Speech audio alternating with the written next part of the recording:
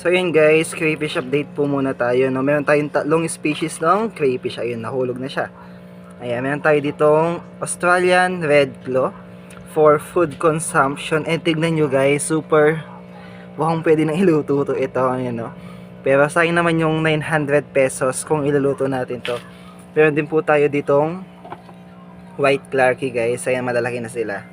And meron din tayo dito mga Red Clarkie. Ayan pa yung mga Red Clarkie natin guys. Sobrang dami nila. Ayan. And ito, for food consumption talaga to guys. Meron tayong 1 trio dito. No? Thank you po kay Sir Jason kasi nakaswap po natin siya ngayong umaga. Ayan guys. Yan, medyo nag-level up na yung mga ano natin.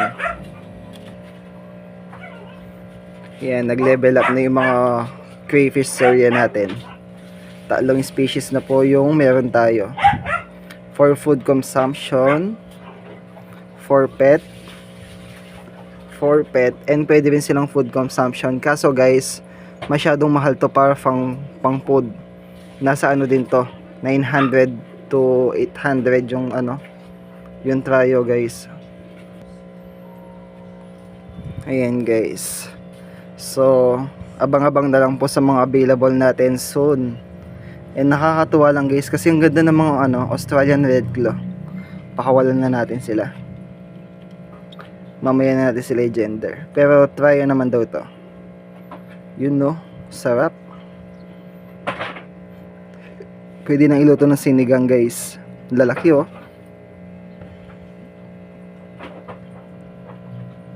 Ayan. So that's all for today's vlog. Bye-bye.